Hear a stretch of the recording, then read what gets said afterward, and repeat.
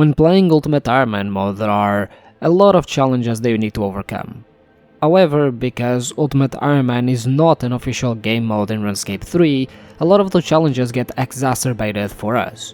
However, out of all of them, I would say there are two major barriers that we actually need to overcome in order to even make this game mode viable. First of all, death. Dying is actually a very useful mechanic because it allows us to store items temporarily given that we lack access to a bank. Since there are certain areas of the game that require us to not wield certain items or not have certain items in our inventory, and because we lack a bank, we can actually just die, store our items temporarily, go and do what we need to do, and then come back. In old school RuneScape, if you die as an Ultimate Iron Man mode, your items will stay on the ground for an hour. All of your items. In RuneScape 3, unfortunately for us, we just get taken to the Death's office where we need to pay a fee to retrieve our items back. However, we will always keep certain untradable items and certain tradable items, making this not very feasible. With all of that being said though, it is actually not as big of a roadblock. It is annoying at times, sure, but it is doable, as most of the items that you do actually end up keeping are easily retrievable. So while death is a big barrier, because of RuneScape 3 that's mechanics not being all that different from old schools, it's actually not all that bad. Our second major roadblock is the ability to unnote items. In old school RuneScape, if you use noted items in a bank, it will give you a prompt asking you if you want to unnote them. In RuneScape 3, this prompt is actually substituted by "do you wish to deposit it?", not to unnote it. Thankfully for us, there are a couple of methods that we can actually use to unnote items. First of which I ended up just remembering when I started the account, which was just to sell items to a store, given that stores cannot sell you noted items. Now, while this is a very simple method, there is a major drawback, which is it is incredibly expensive. Stores usually will buy your item at 40% of a value, I think it's the low-alc value. This essentially just means that if you sell an item for 400 GP, you will need to pay 1000 GP to get it back, effectively losing 600 GP. A second way that we can actually unnote items is in your player-owned house.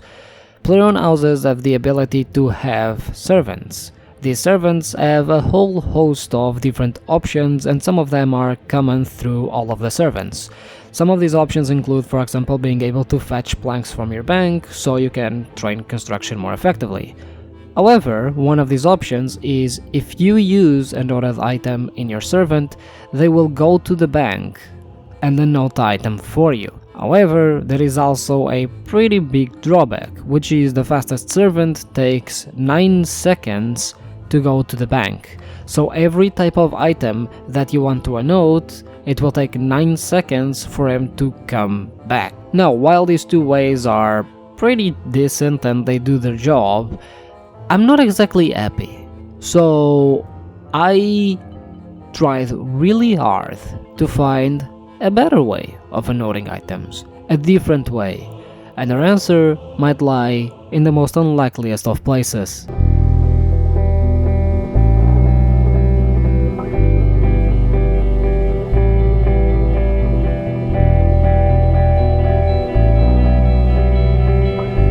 Meet Harrison, an NPC that, by the wiki, is capable of unnoting items. However, before you get your hopes up, you should know that there are a lot of NPCs in the game that can unnote a couple of items, but not that many. Jiminua, for example, can only unnote pure essence.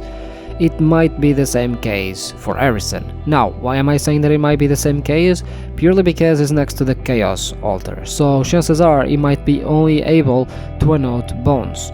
On top of that, there is literally a bank next to the Chaos Altar, so there's no reason for him to be able to unnote anything else other than bones. On top of all of that, as if it couldn't get any worse, the wiki doesn't really have a lot of information on him, which usually means that the NPCs aren't all that relevant, and when you go to the noted section of the wiki for the, noted items, Harrison does not show up as a way that you can unnote them. So, with all of these things in mind, chances are he actually cannot unnote anything more than bones. However, even if that is the worst case scenario, we still gain a pretty good way of training prayer. And really, I mean, what's more likely? That this NPC can only unnote bones, or that he is the one exception to the rule in all of RuneScape that can unnote any item that you want? I'm gonna be honest, things really aren't looking good for us right now. I don't really have my hopes up. However, I mean, what am I going to do? Have to wait 10 seconds every time I want to unnote something, or just spend billions? Yeah, the chances might be low, but I'm still gonna go for it. However, before we get to Harrison, there's one thing that we need to do. The Wilderness Hard Diaries. And that's exactly what we'll be working on. Now, there's a lot of skills that we need, including 2 quests, which is Spirit of Summer and Summer's End. So we're gonna get all of these skill requirements done, do the diaries, and then, well, check if Harrison is the chicken that lays the golden eggs. For us, however, we already actually have some requirements checked out because of our invention grind and because of our slayer grind, so we don't need to do everything, and most skills are actually pretty easable to obtain, but yeah, let's get into it. So I think we're gonna start by the beginning, and we're probably gonna train construction. I thought about doing Fort for Rune 3, but ultimately I think I'm just gonna go to Remington and just... There's a plank maker there, there's normal trees and oak trees there, and I only need 40 anyway, so I'm just gonna do that. I'm gonna build like oak larders and wooden larders and whatever. I also need nails at the beginning. I'm probably gonna smith some if I can't find a store for them, but yeah, it's pretty not a lot of stuff.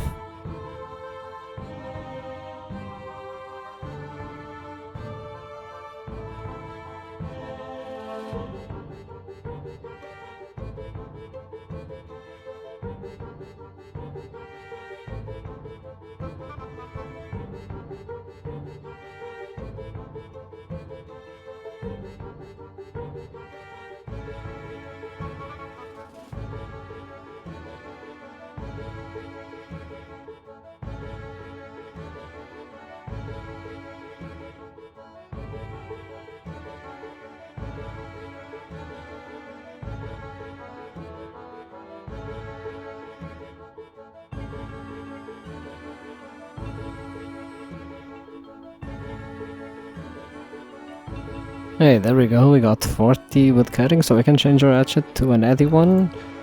And... oh, we didn't even get the mithril one back. Okay, whatever. We can also get rid of this nail that I never actually got to use. Yeah. Okay, sort of to show you what I'm doing, I'm just coming outside, cutting those trees, and then I turn them into planks. And now that I have an inventory slot free, so instead I use 20 planks usually, and then I would just do dining tables, but now we can actually do oak larders.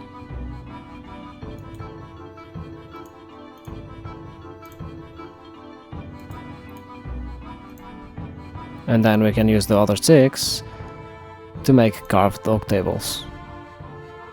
We use all of the planks, and yeah, we then just repeat the notion.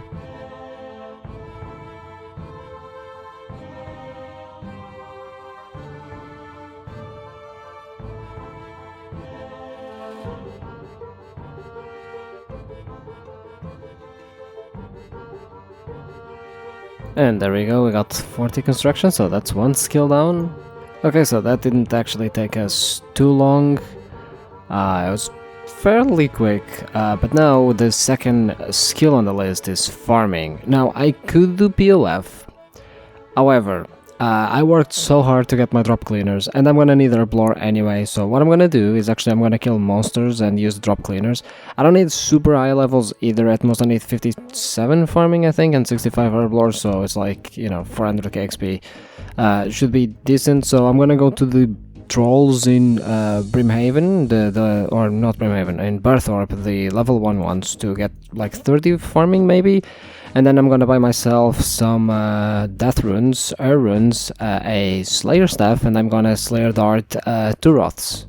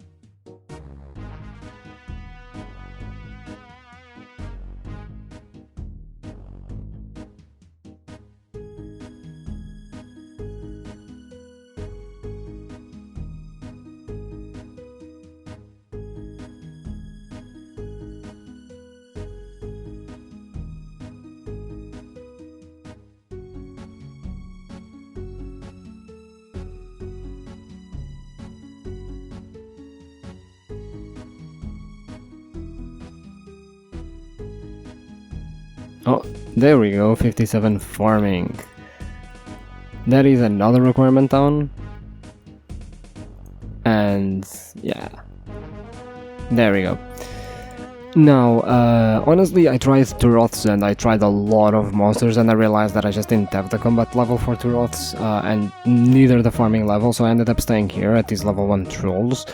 For some reason, if you have a niche account build that can do player on farms or can do, you know, farm runs or whatever, and you have a see the side, this is actually pretty good XP. I was getting like 10 to 20k farming XP per hour. On top of that, I was getting herb levels as well, I was getting summoning levels, I was getting combat levels, prayer levels, and they have 250 HP as you can see, and they are level 1, which means that I was actually using the level 1 spell, which means that all in all I spent like, what, 500, 400 runes, something along the lines, just for a bunch of farming levels. So yeah, that's pretty much what I would recommend doing. The only downside of being here is that Ariane tends to sometimes snipe your kills, but now she's stuck there. I don't know why. I think she's trying to target those monsters over there, but she's behind the rocks and can't path properly.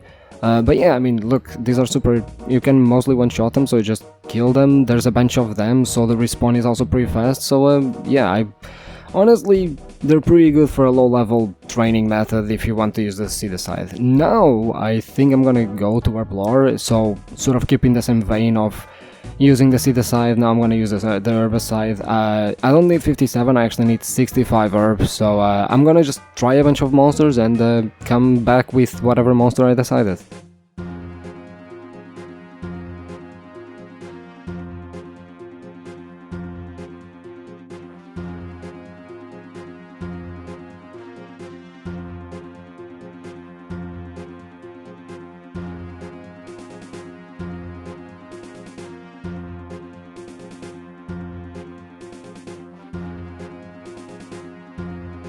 You might be wondering why I decided to stay at the trolls when I said I was gonna look for another monster for herbicide, but the truth is, to put it bluntly, trolls are actually the best monster I have when it comes to gaining Herblore XP with the see the scythe, and I decided to stay here until I got 55 prayer, which is another requirement that we just got. Now I'm actually gonna be doing a bit of change of plans because ultimately, look, I'm not willing to get 2k XP per hour in Herblore with the see the scythe. The best monster that I had was the Chaos Druid, and those take ages. So instead, what I'm gonna do is I'm gonna get 45 herb, and then I'm gonna go to the Irid spawn that exists in the Chaos Druid dungeon. I'm gonna pick up an entire inventory by opening worlds, and then I go to Teverly, I buy the secondaries, and I just make super attacks all the way to 65. Also, because I won't be doing any more PVM, at least not for the near future, I don't think I'm gonna need the Dream and stuff anymore. Because I'm no longer doing Slayer, neither the Octopus Mater. I can just get another one with Yango, and the Spring Cleaner that took me so long to get, yeah, can just get it from the Yango again. So I'm just gonna get some inventory slots to do this grind more efficiently.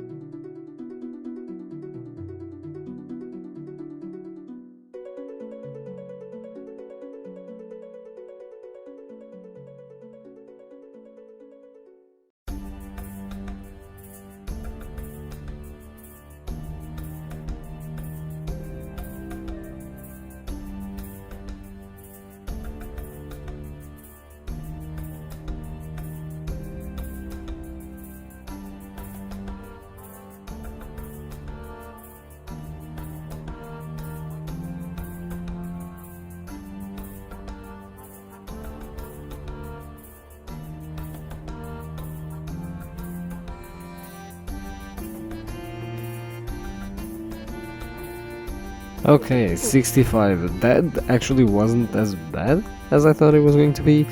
I was getting what, like 20, not 20, like 15 to 20k XP per hour, so overall it actually didn't take that long. The hardest part of that, I would say, is that the stores actually generate really slowly. So as a result, I was running sometimes out of vials of water to buy, and yeah, that's also the good thing of them restoring really slowly, is that you can just buy a bunch of packs, sell them back to the store, and then they just sit around for a long period of time. But yeah, that was probably like the biggest to grind. What I was doing was essentially I was going to Edgeville to the resource dungeon with the Chaos Druids. Was picking up a Irid. Because they respawn really slowly, I would just up worlds, pick it up, up worlds, pick it up until I got my inventory full. Then I would travel to Taverly, come to Yatix, clean all of the herbs, drop 14 of the herbs, buy vials of water, mix them into potions, buy Eyes of Newt, make the super attacks, pick up the rest of the herbs, sell the super attacks to the store, and repeat the rest with the rest of the potions, and then repeat the entire cycle. But yeah, also we made some GB, so it wasn't all that bad, but for now we actually have 5 skills left. We have agility, we have fishing, we have cooking, wood canning, and fire making. So I'm gonna figure out what to do next. So next up, we're actually gonna tackle wood carrying and fire making. This should be pretty easy. I need 47 fire making and 57 wood carrying. Again, this just shouldn't be too hard. I'm just gonna be doing normal logs till 15 and then oak logs, and then I'll move on to willows, sticks, and then maples. So yeah.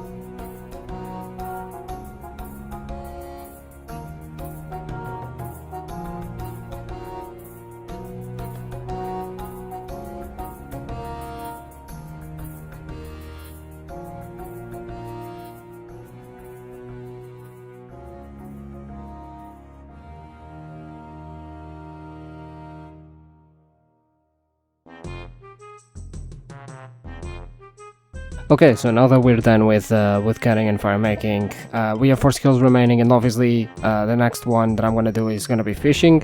We actually only need 15 fishing, but because I also need cooking, I'm probably just gonna fish my way to 55 cooking, which is the real goal here, as obviously fishing is extremely fast. For now, what I'm gonna be doing is I'm just gonna be essentially sort of doing the same as fire making, and that's why I trained the wood canning and fire making higher first. So I'm just gonna be sitting here catching bait, and then lighting a log on fire, cooking it, and then probably disassembling a lot of fishes or dropping or something like that. And then at 20 fishing, I already have the feathers. I'm just gonna move to salmon and trouts, and then I'm gonna probably sit there until 55, unless I change to lobsters, but you will probably see that.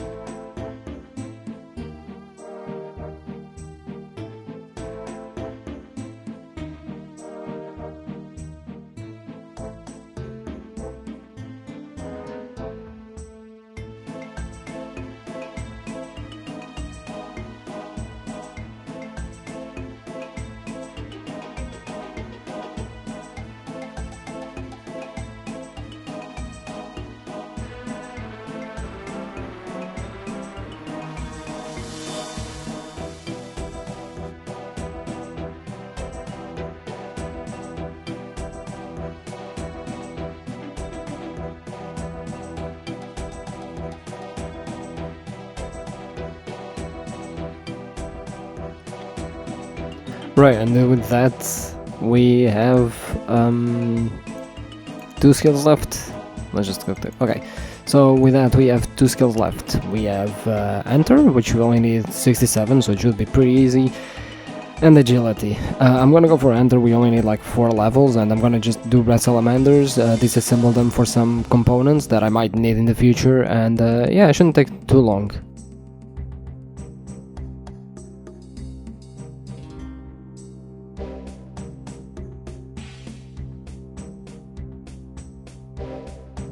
So RuneScape 3 doesn't have a lot of agility, so I just went to Necronia and got 52 because we really don't have a lot of option.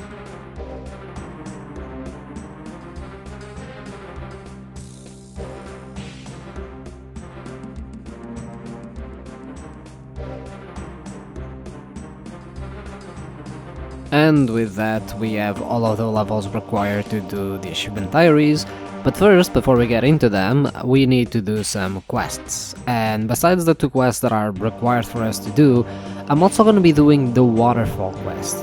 Reason being, one of the achievements that we need actually Summer's End is that we need to kill a Tormented Wrath. And a Tormented Wrath can only be killed wearing black equipment. While I can wear black armor, I cannot wear black weapons. I need 25 attack to do so, and the Waterfall quest is literally the fastest way for me to just skip those early levels.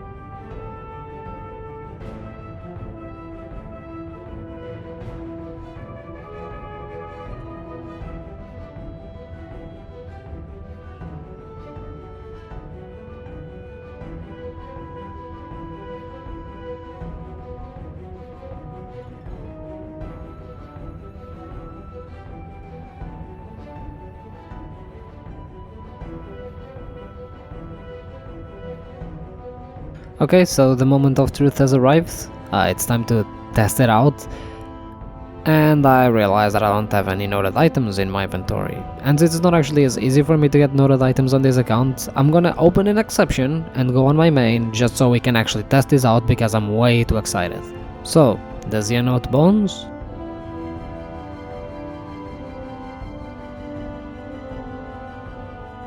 Yeah, okay, so that one's confirmed. Now, the rest. Does he unnote any other items? I gotta be honest about something. I knew that was going to happen. Look, one of the main things about this type of accounts is the theory crafting.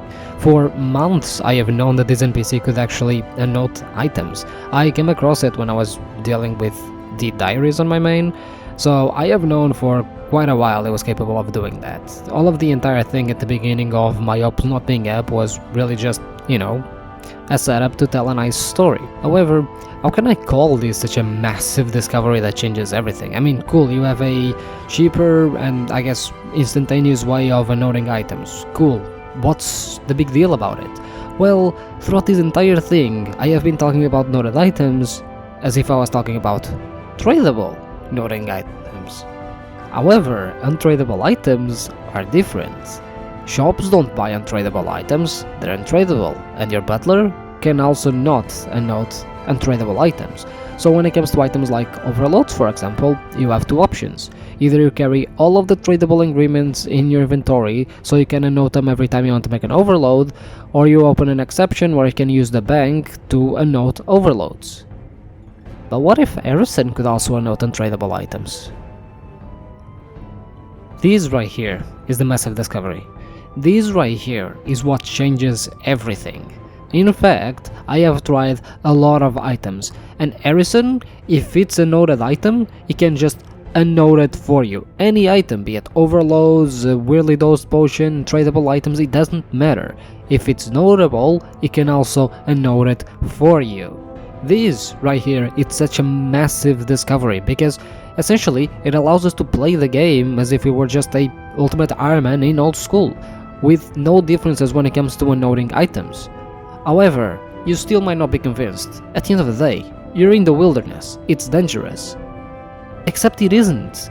The wilderness hasn't had opt-in PvP in over a year, which means that as long as I don't do dangerous activities or I don't turn on PvP, which I have no reason to do, Harrison and the wilderness is just a zone like any other in the game.